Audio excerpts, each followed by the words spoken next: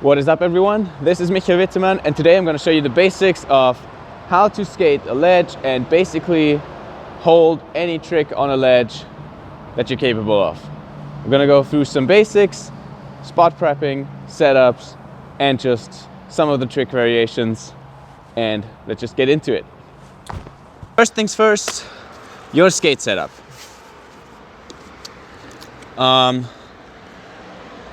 I am currently skating a flat setup, which means that all four of my wheels on my skate are the same size.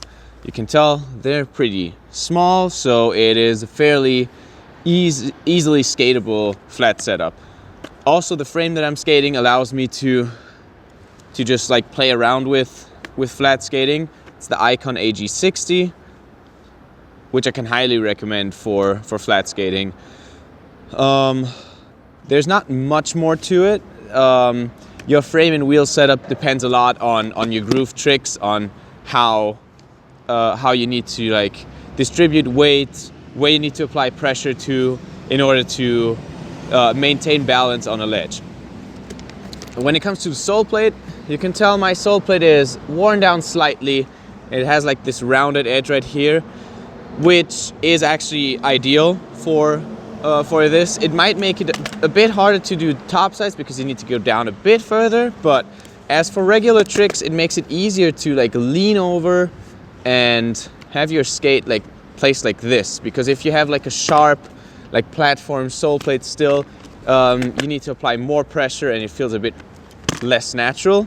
This way it's like the most natural thing to skate. Like this is ideal worn down level in my opinion. I mean, gotta change the wheels at some point, but that's it for that.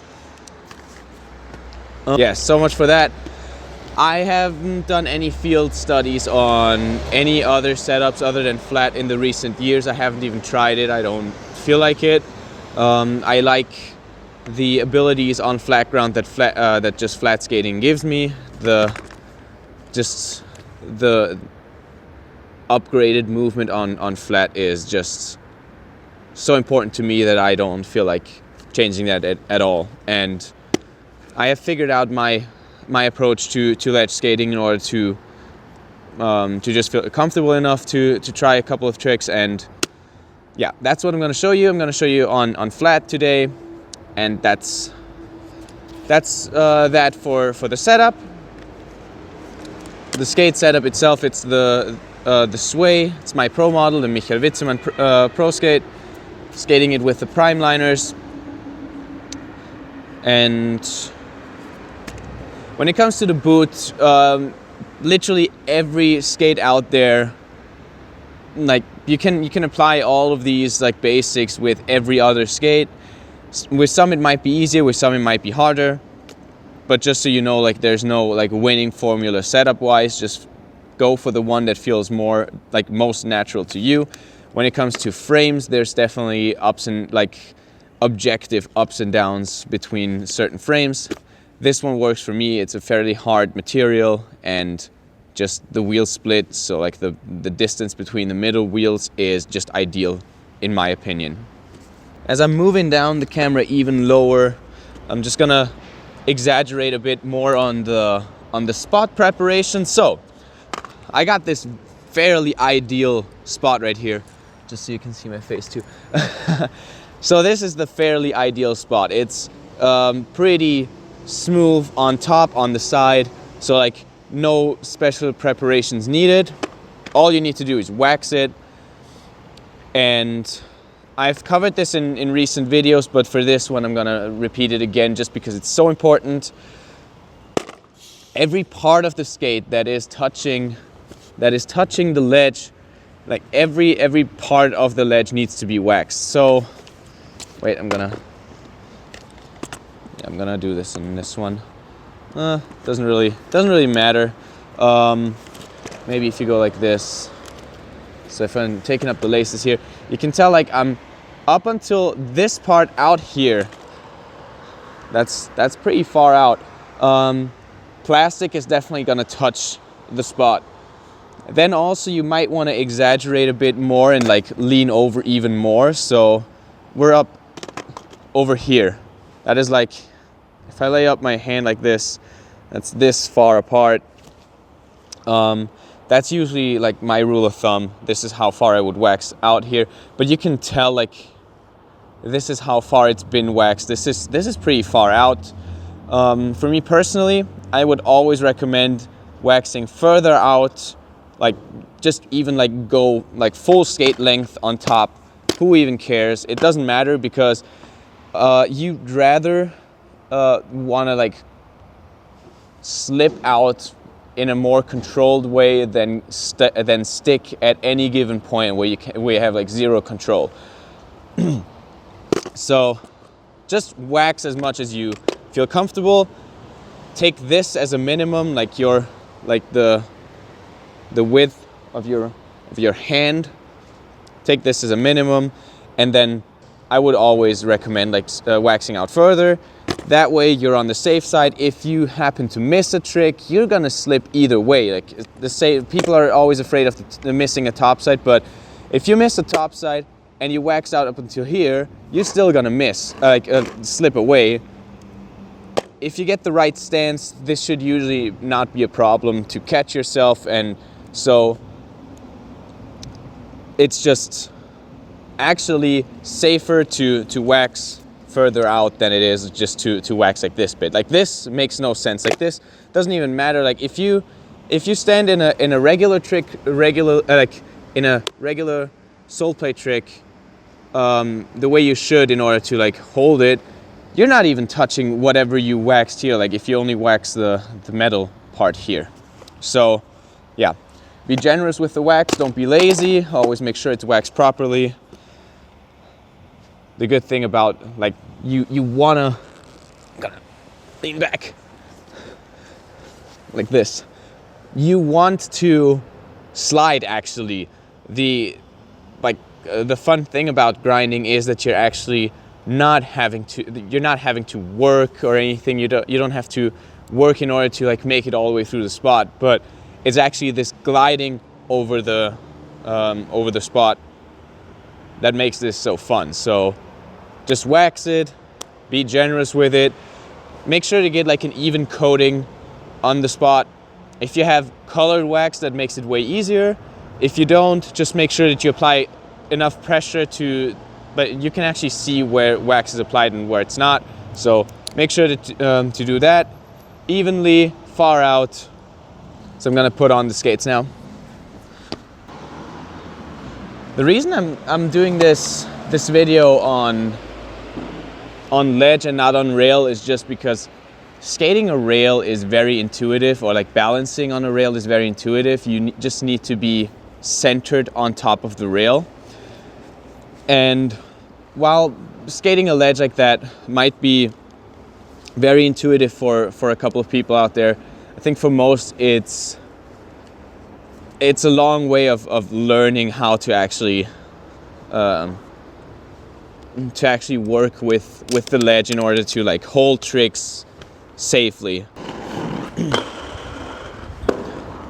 So that's why I'm not covering the whole rail skating, because it's just, I don't think it needs any more explaining. Like all my fellow rail skaters are probably pretty mad, but skating a ledge is actually more difficult, or actually like skating a ledge properly and like, yeah, holding your tricks, doing your tricks properly. You don't have to bend topsides on rail. You don't have to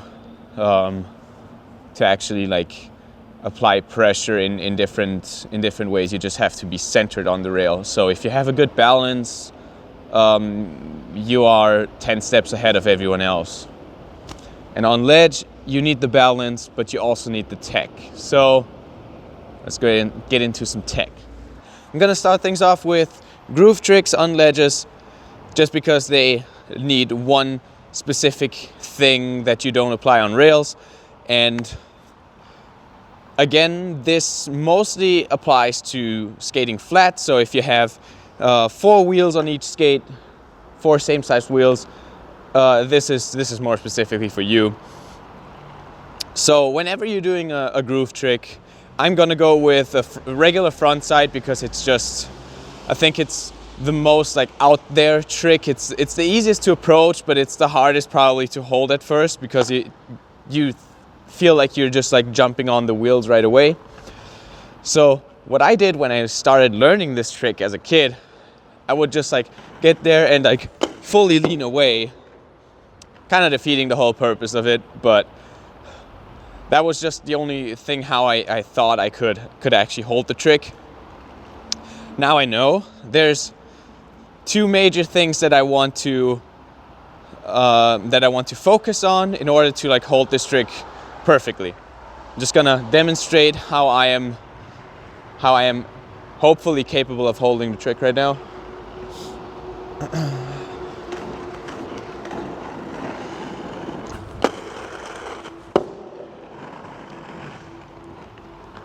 Okay, that wasn't ideal. I didn't get off like neutral at the end, but the idea still remains the same. I'm gonna do it better on the next one. But one thing you need to forget right away is speed. Speed is not the key factor in order to get a trick all the way through a ledge. Sometimes when you have like this infinitely long ledge or something, you need speed, obviously, just to like physically make it to the end. But to hold the trick in general, speed is not a priority. So if you go slow and still manage to hold a trick through a ledge, that means you got the technique right. And for a front side, there's two things. One, when you jump on, you want to get your knees together in order to like have your feet a bit like outside. Every trick has, like every groove trick has either like bent inwards or outwards knees. Like on the Royale, you have like this outward bending and the inward bending. On ledge skating, you just want to exaggerate that a bit in order to make sure that you're not like jumping on your wheels. So once you get this stance and you have your feet like that, you're gonna notice that the ledge is pushing you off. Like it's gonna, on the front side, it's gonna push on the second wheel, on the first wheel that's gonna touch after the groove. The ledge is gonna push you off right there. So what you're gonna do is you're gonna apply more pressure to it. Everywhere where the ledge is gonna push you off, you need to apply pressure. So on the front side, you're gonna make sure to put pressure onto this one wheel, on this second wheel from the front. This rule, when skating flat, applies to every single groove trick that you can do. When you go front side, it's the second wheel from the front that is gonna touch on top of the ledge. You need to apply pressure to that. That means you need to be a bit more on top and like more leaning inwards on that. So you gotta push down. And if you're doing anything backside, it's gonna be the second wheel from the back. So you're gonna push in more with your heels. Here you're gonna push in more with your toes, and right here you're gonna push in more with your heels. Another attempt at the front side.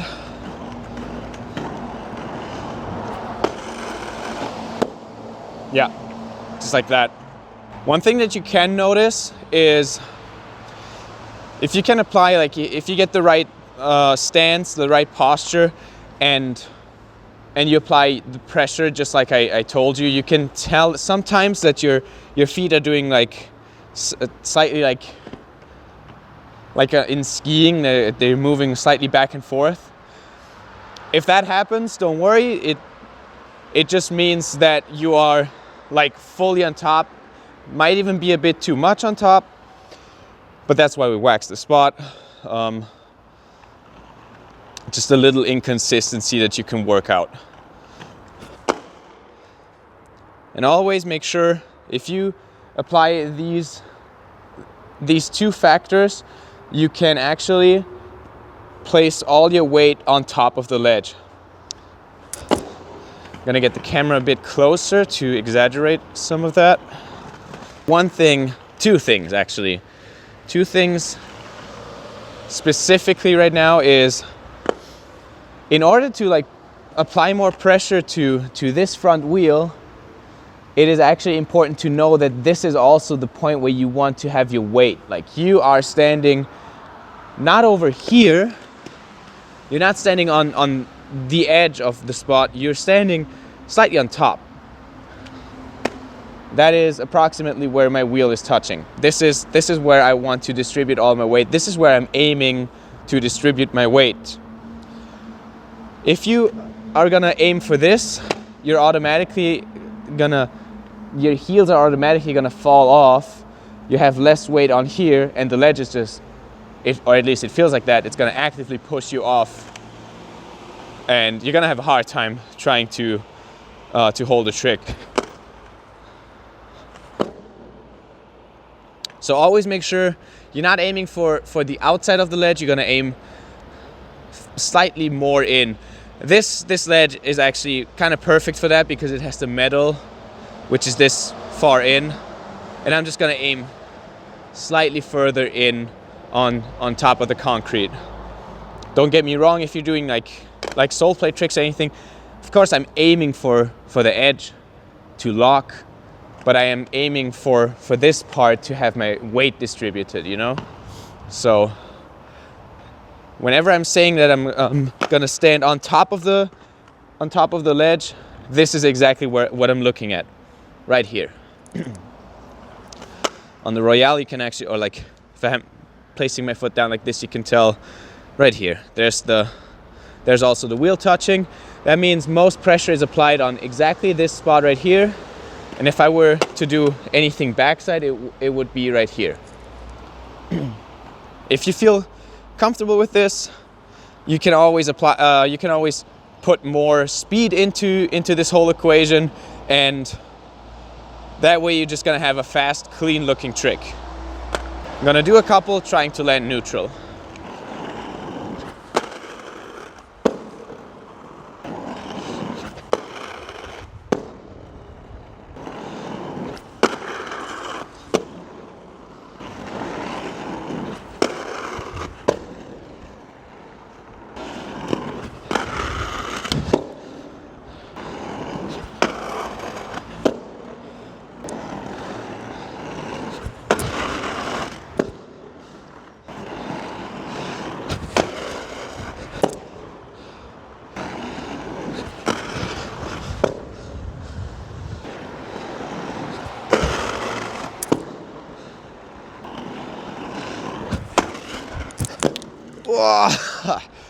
Okay.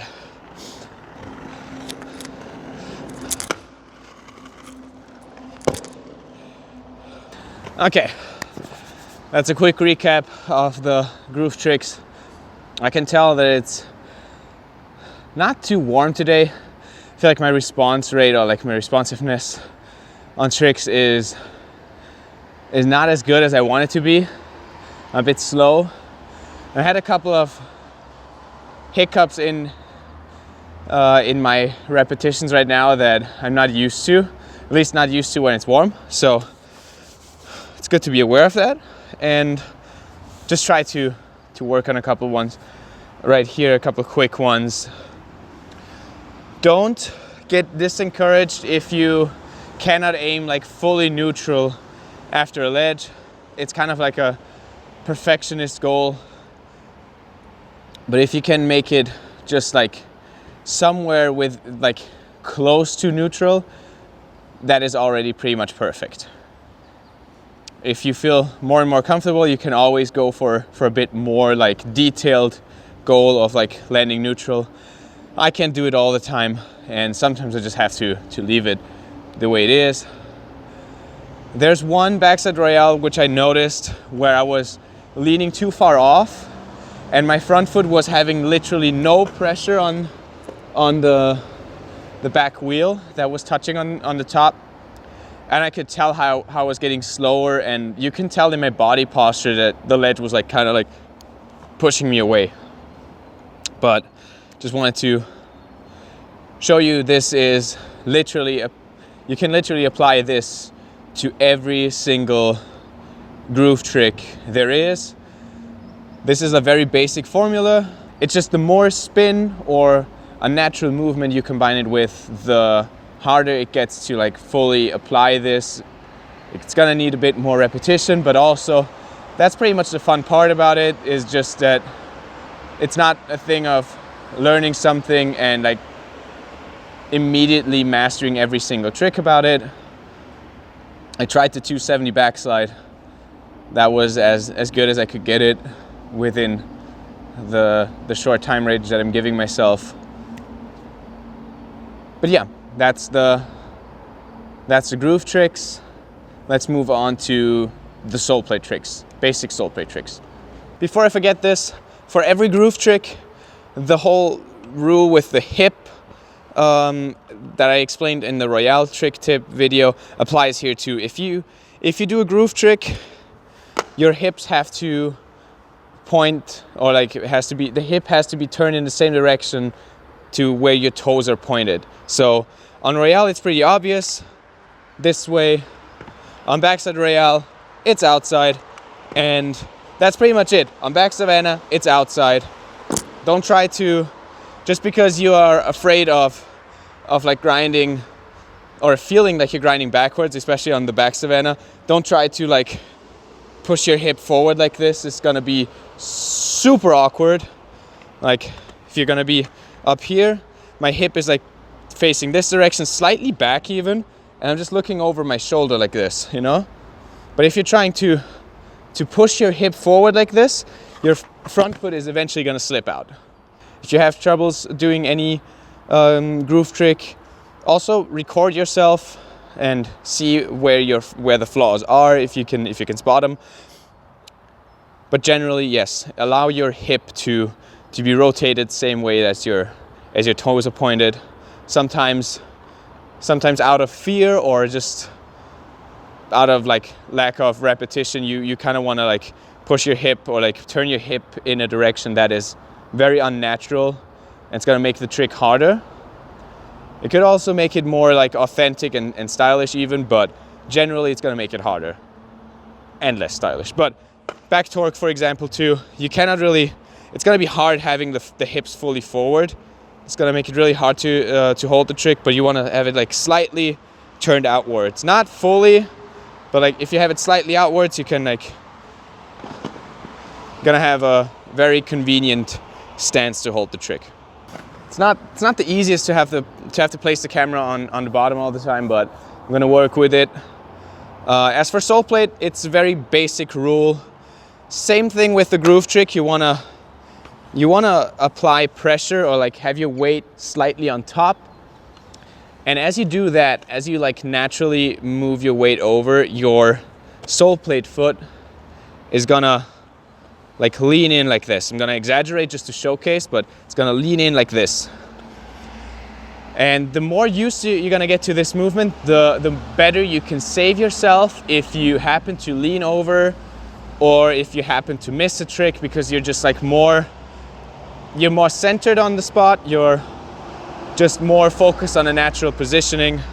To even further exaggerate, it's even possible, if you are very familiar with the movement, to move into a C-slide position from this. So like go over like that. That almost feels like a topside, which I'm gonna get into later, but it's just that way you're not abruptly or something like that. Like you're not stopping right away, but you're kind of like phasing out. On spots like this where you have like a really like wide area on the top, it's no problem. If you have like a more narrow ledge, you kind of want to stay away from stuff like that, but it's a good safety mechanism in my eyes. So I'm gonna do a couple of basic tricks, basic soulplate tricks.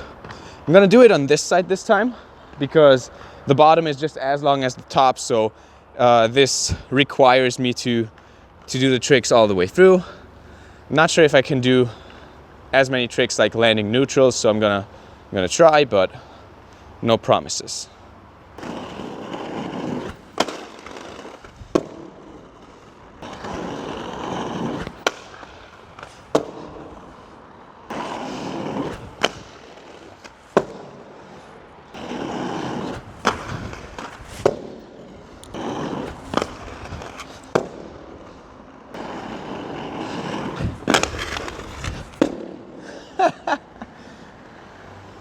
This was one of the rare occasions where you're gonna see me true miss.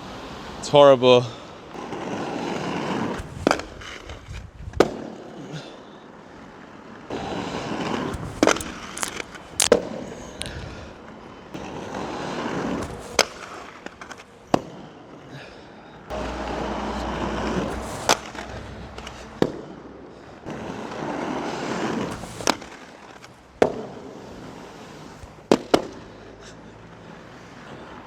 That felt really good. All right, time for another quick recap. Soulplate tricks, just in general. If you're having trouble with a couple of like the basics, I did cover them in my first trick tip video.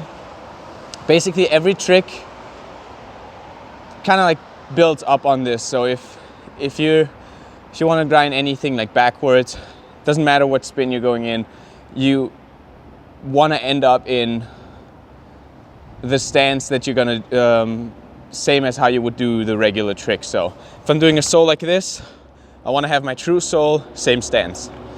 Only thing is, true spin means 180 spinning away from the spot, and then I'm grinding backwards, but the stance remains the same. Yes, it's just also a bit of a trial and error thing. Try to see how far you can push on top. Usually it's way further than you would think. Having a well worn down soul plate helps. Having a big soul plate does not help at all. Having a big soul plate helps you to lock the trick, but it doesn't help you to hold the trick. Actually, it kind of does the opposite. So if you get a soul plate, don't be discouraged if it's going to be worn down or like rounded up fairly quickly after street skating, but rather use that potential to work on the regular soul plate tricks. Also, for every other trick, it kind of like forces you to be a bit more precise. Sometimes that helps, sometimes it's discouraging. That's just my 2 cents about it. Don't spend a lot of money on unnecessary huge soul plates or anything. Usually you can work with what's stock on the skates. But like I said, big soul plates help you lock on tricks. But generally on ledges, it's gonna make it harder to hold the tricks. Make sure that you get familiar with just having your macchio, so like the foot that is actually on the soul plate, to have it over, like push your knee over, and that also means that you're gonna have to do this motion right here. Right now I'm exaggerating, of course, but this is just, if you can do it in an exaggerated motion, you can usually do it on the regular. I'm noticing how much I'm having trouble on the left foot. That's why I couldn't hold the true acid left foot the way I wanted it to, because I just couldn't go down like this. Or at least right now I can't, but I'm gonna work on it. I'm gonna get more reps in. Gonna get it right. Time for the finalists. It's the topsides. Topsides are usually the scariest tricks to do on ledges, on square ledges especially. On rails, if they're below, I would say knee height, or at least below hip, it's just something to play around with. It doesn't really matter if you miss, or it doesn't matter too much. Usually, don't hold me accountable for anything right here. But on ledge, it's definitely a bit more of a risk to take, but there's so much reward, more reward for this. So I'm gonna get into a couple of those. You're gonna notice that I'm having a hard time with these myself. I'm trying to get more into this. That's why I'm also saying 2025 is the year of topsides on curb, is what I'm saying, but also ledges, so everywhere basically. Very basically, a topside is just any of your regular soul plate tricks, but as the name says, on top. So if I'm doing a macchio like this, I'm gonna switch left and right foot. Don't take that too much in action. It's just about the technicality of the trick. A macchio is like this. Frame is on the side, soul plate on top. On the fish brain, which is a topside macchio, you're gonna have the frame on the top. I think that is why it's called a topside. I never really thought about it, because like right here you're gonna have the sole plate on top, and right here you're gonna have the frame on top. But just generally, if your frame is on top of the ledge, that's a topside. So fish brain, as you could probably tell, is the scariest. It's the one with most that you have to approach with most confidence, because there's only one foot. There's nothing to like hold you or save you. It's just about like having this 1 foot precisely locked on. Every other trick is just like the basics. So you have your sole, which means you're gonna have your top sole, and so on and so on. When it comes to the top sides, I'm gonna move the camera again to showcase you what I'm looking out for here. On top sides, same thing again with weight distribution. This applies just generally to ledge skating. You want not to be on here with your weight, but somewhere over here. That means on top sides especially, you're gonna have to work your joints. So I'm really flexing the ankle right now. I'm gonna try to flex the knees a bit, and also the hips, which should guarantee that I'm gonna have my hip centered over this spot right here. And I can already, like, as I'm thinking back of how I learned topsides, I remembered how hard it was to actually get all of this motion in, and all the just all the flexing, especially in the ankles. You're gonna feel it in your ankles. So it's also a good thing to try these on rail first, to just get the hang of it, just how you approach it. Generally, you approach it as like every other basic trick, but instead of like jumping on a sole or something like this, I'm just gonna do a topside mizu or a sweat stance, just to showcase like same line, and down here, like locking it like that. One thing that I learned very recently, which helped me gain a lot of confidence when trying these tricks, is to undershoot these tricks rather than overshoot. You don't want to come from the top onto the fish brain, or like any topside trick. You want to come in from the side, and rather, or like slightly, yeah, 45-degree angle maybe, and rather aim for missing your foot like this than like this. So if you're jumping on with a centered hip and like undershooting the trick, which I'm, yeah, like exaggerated, of course, again. Also, if you were to miss the trick on top, having a slick surface area like this is definitely helpful, because you're just like sliding away. Don't be too scared of trying it, and always make sure that you're actually standing up as far as you can, but only as far as you need to, because like the further you go down, the easier it is to bend your knees, but also it's gonna make it way harder to hold the trick. So find the balance between that. And that's basically it. You're gonna notice, especially on a fish brain, you're gonna like put this foot down a lot. That happens. It's just a whole thing about like confidence and commitment. Eventually it's gonna work out. You're gonna find your way on how to commit to this trick. And again, make sure to wax the spot properly. You don't wanna get stuck on this. And usually first thing you would hit if you missed on top is your knee. So if you're scared of falling, get some knee pads and just go for it. And as it comes for the holding of the tricks, it's, yeah, like I said, being on top, trying to get the hip onto the top. Usually the jumping on part is the most scary part, and then holding it. If you slide out during the trick, you're usually centered on top, so that means you can either roll away or like slide away if it were. But usually it's way easier to save yourself. So like the jump on needs a lot of focus. It also helps if you approach at a lower with the lower body position. That way you can,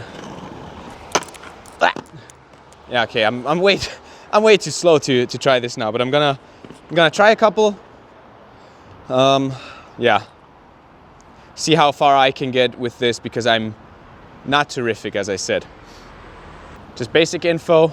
There's a couple, like, find out which stance works best for you and try to do this trick first. Like, don't try to learn every single one, but like go for one that feels very natural to you. For example, I started out with the topside P-star, and that was just because I can like sit down on this. This feels most natural to me.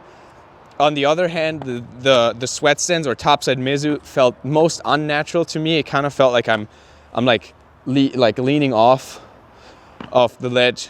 Took me a while to get used to that. So what I did is I tried to learn the topside P-star, and I kind of get comfortable with this.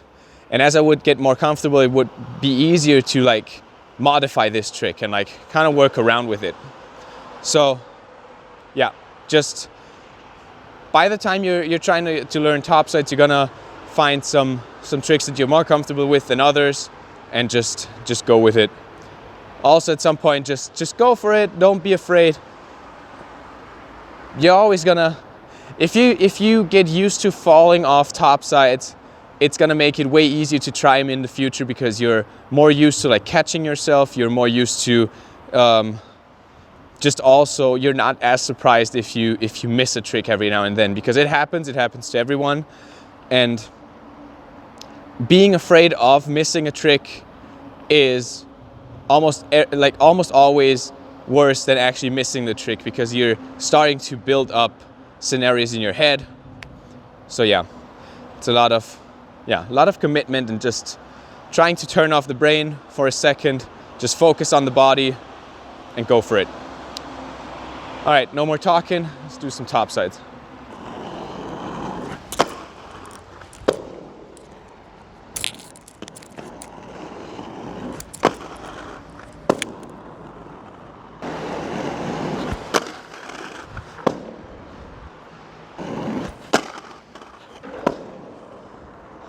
Well, it was on top, but it was definitely not pretty.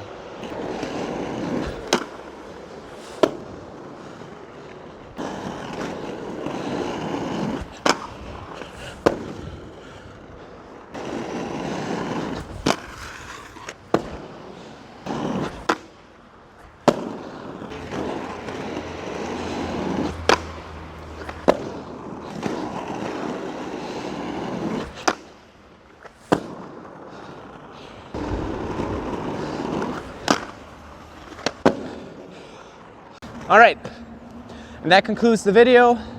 I hope you enjoyed this. I hope this video would make ledge skating more accessible, especially to beginner skaters, but also just to people that have been working on this for a long time and have just not fully like gotten the hang of it.